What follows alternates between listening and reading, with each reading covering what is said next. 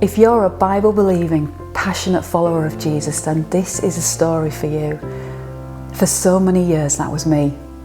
But I struggled. My life, my everyday life was filled with pressure and stress. So often I think I wasn't just good enough, and I'd spend so many times thinking I didn't really fit in or belong anywhere. So I did all the things that I knew to do. I went to church, I did the conferences, I did the Bible studies, I did the training and the programs. And those things were important. They enabled me to momentarily catch glimpses of God's power, and they anchored in the truth. But the reality was that despite all of that, so often I'd be swallowed up by life.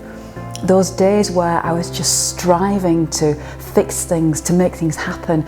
Those nights where I'd be lost in the early hours of the morning trying to figure things out, trying to make sure that it was the right decision on impossible to make decisions, feeling stuck, feeling limited. So many times I'd be hurt or offended by people, and I'd carry those wounds around with me. So many times there was a sense that I'd be harbouring that anger or the bitterness or the jealousy even. And there were so many parts of my character that just seemed to repeatedly let me down. But one day that started to change. Through a 10-year wilderness season, God had a different plan.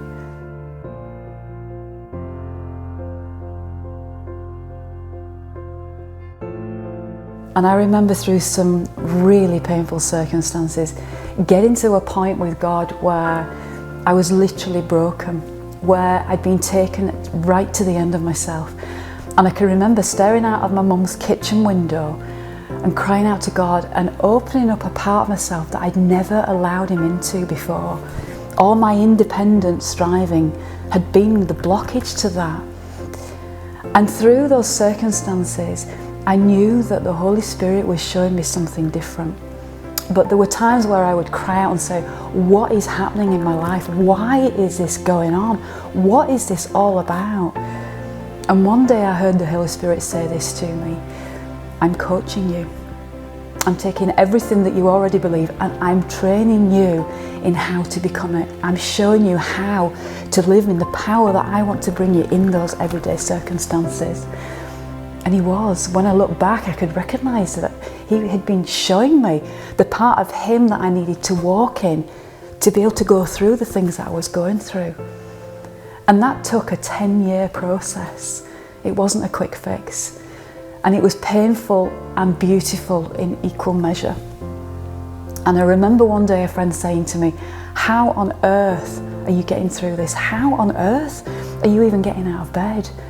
And it was probably the first moment where I thought to myself, I can see what's happening. I could recognise His hallmarks in my life. And the truth of it was, I was starting to feel the most alive that I ever had done.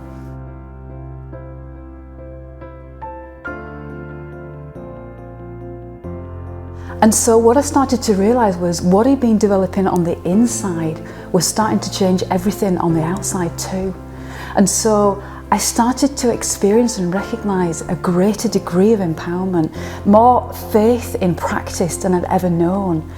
And with that came that sense of confidence that had always seemed to elude me, no matter how good and polished I looked on the outside. I was experiencing joy, defying circumstances, peace in the storm. And there were times where my courage was audacious in the face of intimidation. And with it came an ability that I'd never known was within me. And the truth of it was, it wasn't me, it was Him flowing through me. And so eventually the evangelist in me wanted to share this, and I wrote a book and started to speak about it. But it never seemed to get any traction. There was a sense that people were inspired and people were encouraged by it.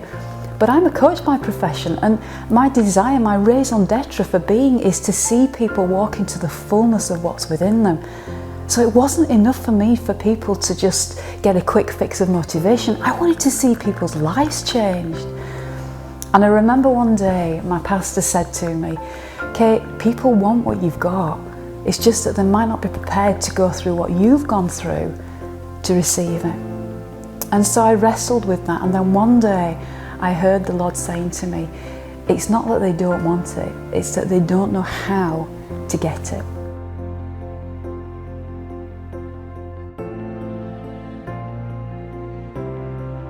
And in truth, I'd been coaching a client that morning, and so often with my coaching clients, I'd be speaking to business leaders who knew what the strategy was.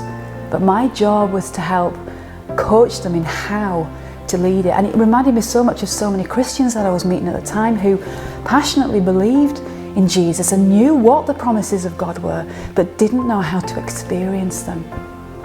And so a thought started to occur within me. What if there was a way to take all the things that Holy Spirit had shown me over all those years and to craft a pathway in the way that He'd done with me to help other people discover that within them too? And so I started to create what is now the Promise Coaching, and to be honest with you, it came just like a flow from heaven.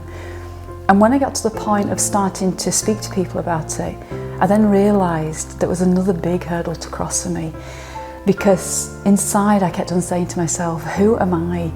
I'm not a pastor, a preacher or a teacher. And then the Holy Spirit said this to me, that's exactly the point. Because this stuff can't be taught. It's discovered, and there's only the Holy Spirit that can do that within us.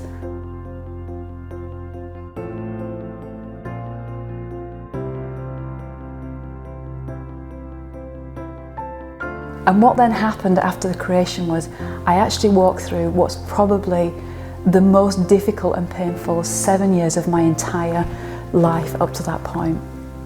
You see, the Promise Coaching breaks the mould. And so, because it's not training, it's not a program, it's not a meeting, people didn't have a grid for it. And so there was understandably a hesitancy and a watch and see. But there were also far more condemning things. I cannot tell you the opposition that came against me spiritually, physically in my own health, and just in the natural realm of how people reacted. Sometimes people were cynical, sometimes people even mocked me, and sometimes people were downright destructive about things. And so it took me to a place where, to be honest, I was broken all over again. I knew I'd had this vision from God. He wanted us walking in all His fullness, and yet couldn't seem to land that message.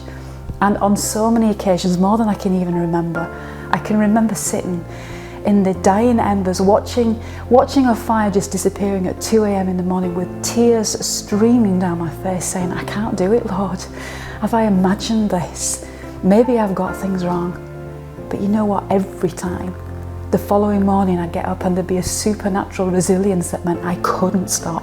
I couldn't let it go. And by the grace of God, the Promise Coaching has now gone on to help so many people to walk and to find the fullness He offers. Just normal, everyday people like you and me who have decided that they've had enough of settling for second best, who don't want to yo-yo through their Christian walk any longer, and who want to experience everything that He can release and the power that He has. And so many lives like mine are now being changed through that.